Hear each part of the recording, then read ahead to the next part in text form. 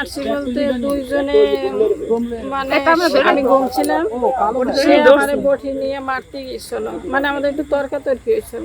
আরে আমার চোখ সে আবার ওই প্রতিদিন রাত্রে 4টে-5টা পর্যন্ত অন্য মেয়ের সাথে কথা বলে, সারা রাত, প্রত্যেক দিন।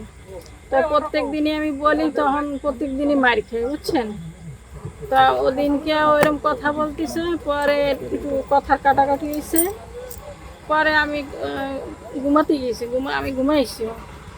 সে করছে কি বটি নিয়ে যাই আমার গলার এইখানে ধরছে। তো হঠাৎ করে আমার চোখ মেলে উঠছে, ওঠাতে দুইজনে হাতাহাতি করতে করতে এই দরজার পাশে একটা রড ছিল, সে রড দিয়ে বাড়ি দিছি, রড দিয়ে বাড়ি দিছি। এমনি এসে পড়ে গেছি। আমি বুঝতে পারি না যে এত দূরে তো লাগে যাবে। এই যে মরদেহটা যে বিভিন্ন জায়গায় ফালাইছেন, এটা আসলে কাহিনী নিয়ে ফালাইছেন? একাই করেছি, বডিগুলো টুকরা করছেন কিভাবে? চাকু দিয়ে। চাকু দিয়ে? কোথায় কোথায় ফালাইছেন? এইখানে আর ওই যে গড়িয়া নদীর পাড়ে? মাদার ভাই, আমি একটা পিঁপড়েরও মারি নাই, আর এখন আমি কেমনে কি করলাম আমি নিজেই জানি না। কৌশলে বিয়ে করছে, তারপরে এই মহিলা জাল্লাতি করছে আমাকে লাগে, দুর্নীতি করছে, টাকা আত্মসাৎ করছে, তারপর আমার বাবাকে সে হত্যা করছে।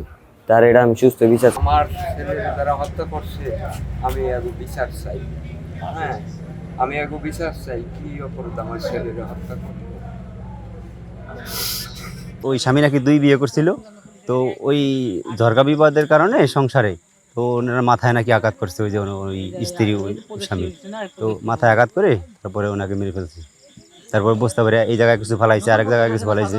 ঈদ আসবে, সাথে ক্যাশব্যাকও আসবে। নিজের বা প্রিয়জনের জন্য কেনাকাটায় এবারও নগদ পেমেন্টে পাচ্ছেন দারুণ ক্যাশব্যাক। তাই যাই কিনুন, পেমেন্ট করুন নগদে। ও হচ্ছে আমার কাজিন, আমার একই বংশ। ও হচ্ছে আমার বড় ভাই, ও বিদেশে থাকতো, তো বিদেশ থেকে আসছে। ও হয়তো এখন যে ওয়াইফ বলে হয়তো বা কি রিলেশনশিপ করে বিয়ে করছে। দেন ও আসার পরে হয়তো ওর নিয়ে আলাদা একটা রুমে থাকতো, আমার ভাড়া নিয়ে থাকতো।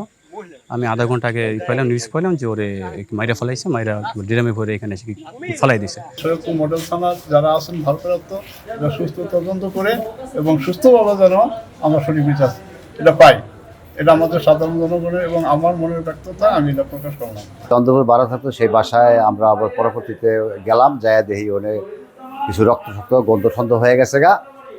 ঘন্টা খানিক পরে আবার শুনলাম যে তারা লাশ পাওয়া গেছে, বিভিন্ন জায়গায় টুকরা করে হালাইছে, ওই মহিলা সহ অ্যারেস্ট হয়েছে।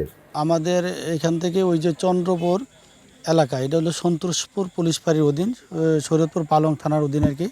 তো ওইখানে সেই ভদ্রমহিলা আসমা এবং তার স্বামী মালয়েশিয়া প্রবাসী জয়নাল ভাড়া থাকতো ওইখানে।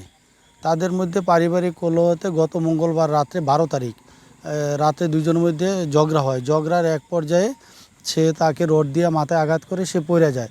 পড়ে যাওয়ার পরে সে মারা যায়। বুঝতে পারে সে সারা রাত ছিল। সকালে ওইটা তার দুটা হাত দুটা পা কাইটে আলাদা করে ফেলে।